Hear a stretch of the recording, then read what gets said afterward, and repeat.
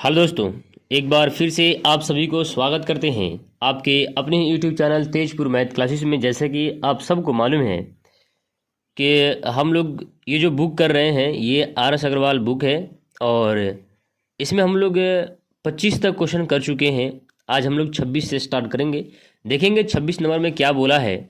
बोला है एक घनाभ के 3 आसन्न पृष्ठों के क्षेत्रफल क्रमशः एक्स वाई तथा जेड वर्ग इकाई है तथा इसका आयतन भी घन इकाई है। तब एक्स वाई बराबर आपसे पूछ लिया है। तो मेरे प्यारे भाई थोड़ा सा दिमाग लगाएंगे, क्वेश्चन बन जाएगा। ये लॉजिकल क्वेश्चन है मेरे प्यारे भाई। देखेंगे ये क्या बोला है, आसन। आसन मतलब और ये पृष्ठों के क्षेत्रफल, यानी आप कह सकते हैं मेरे प्यारे भाई एक, जैसे मेरे प्यारे भाई यहाँ पे हम घनाभ बनाते हैं। कहने का मतलब ये है कि अगर आप एक कोण पर खड़ा हो जाएं, एक किनारे पर खड़ा हो जाएं, तो मेरे प्यारे भाई आपको दिख जाएगा। मतलब अगर यहाँ पे खड़ा हो जाएं तो आपको यहाँ से चौड़ाई, ऊंचाई और लंबाई तीनों भुजाएं आपको दिख जाएगी। लेकिन मेरे प्यारे भाई क्या बोला है, ये बोला है पृष्ठों के क्षेत्रफल। कहने का मतलब ये है कि अगर हम एल और बी, यही बात बोला है, एल और बी और यहाँ पर एच है, तो मेरे प्यारे भाई ये जो क्षेत्रफल बोला है ये एल बी का ही बात बोला है। तो यहाँ हम बोल सकते हैं एल बी बराबर जो होगा वो एक्स होगा। ठीक है, बात आया समझ में। और बी एच जो होगा वो होगा वाई और एच एल जो होगा वो होगा जेड। ठीक है। अब मेरे प्यारे भाई आपसे बोला ये है, आपसे क्या बोला है, आपसे बोला है इसका आयतन भी घन इकाई है। तो सबसे पहले इसका आयतन निकाल लेते हैं। तो जब इसका आयतन हम लोग निकालेंगे तो ये हो जाएगा एल स्क्वायर बी स्क्वायर और एच स्क्वायर हो जाएगा। लेकिन मेरे प्यारे भाई इसको भी तो गुना करना पड़ेगा, तो ये हो जाएगा एक्स वाई और जेड। इसको हम लोग कर लेंगे तो ये हो जाएगा एल बी एच का स्क्वायर हो जाएगा, होगा ना। एल बी एच का ये हो जाएगा स्क्वायर बराबर एक्स वाई और ये क्या है, जेड है। तो यानी आप कह सकते हैं, ये खुद देखिए क्या बोला है, इसका आयतन भी घन इकाई। तो एल बी एच क्या होता है, घनाभ का आयतन होता है। तो यानी यहाँ पर हम भी रख के स्क्वायर कर सकते हैं, एकदम कर सकते हैं। बराबर क्या होगा, एक्स वाई जेड होगा। जो यही होगा सो आपका आंसर होगा। आपसे पूछा क्या है, इसका एक्स वाई बराबर कितना होगा, तो आप कह सकते हैं भी स्क्वायर होगा। ठीक है, आगे देखिएगा। बोला है किसी घनाभ के 3 संगत फलकों के, ध्यान देंगे, किसी घनाभ के 3 संगत फलकों के क्षेत्रफलों का अनुपात 2:3:4 है तथा इसका आयतन 9000 घन सेंटीमीटर है। घनाभ की सबसे छोटी भुजा की लंबाई कितनी है ये बताना है। तो मेरे प्यारे भाई सेम यही बात है। एल और बी मतलब 2, एल और एच यानी गुना, तो यानी 3। बात समझ रहे हैं। तो कहने का मतलब ये है, जो ये संगत बोला है ना, संगत मतलब एल और बी या एच और एल लग करके ही इसका क्षेत्रफल आया होगा। ठीक है, आयतन की तरह, कुल मिलाकर कहें तो आयतन की तरह। तो आप कह सकते हैं एल बी का जो मान है वो 2x है।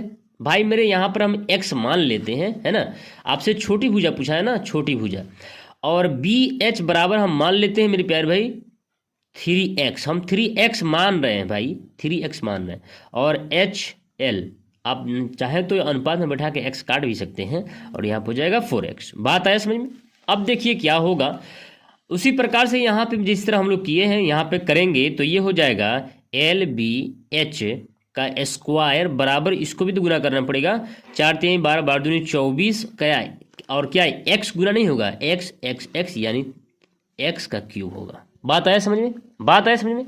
उसी प्रकार से मेरे प्यारे भाई अगर यहाँ पे हम बात कर लें कि अगर हमको आयतन दे रखा है, यानी एल बी एच बराबर हम लोग को दे रखा है 9000, और मेरे प्यारे भाई क्या हम बता नहीं सकते हैं, ये अगर एल बी एच यहाँ है और एल बी एच यहाँ भी है, तो ये वाला मान यहाँ पर रख के स्क्वायर कर लेंगे तो क्या हम लोग को एक्स का मान नहीं दिखेगा, दिखेगा। यानी 9000 गुना 9000 बराबर 24x का क्यूब। बात आया समझ में। इसको काट लेंगे हम 3 से, 3 8 24 और 3 9 यानी 3000।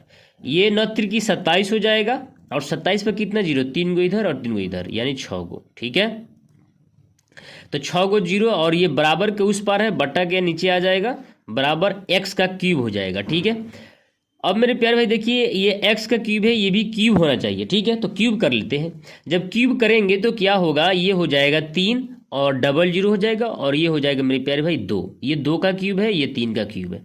ठीक है, और मेरे प्यारे भाई क्या होगा, ये x हो जाएगा। यहाँ से मेरे प्यारे भाई x का मान कितना निकलेगा, 150 निकल जाएगा।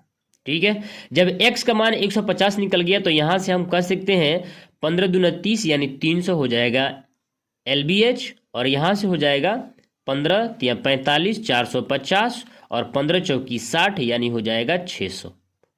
अब मेरे प्यारे भाई थोड़ा सा लॉजिक लगाना है कि अगर हम देखेंगे यहाँ पर दिमाग लगाएंगे कि अगर LB अगर हमको मालूम है 300 है, तो LB यहाँ पे रख दें, LB यहाँ पे रख दें 300, और यहाँ पे H रहेगा, तो क्या हम इसको काट नहीं सकते? डबल जीरो से डबल जीरो, 3 तिहाई 9 यानी 30। बात आया समझ में?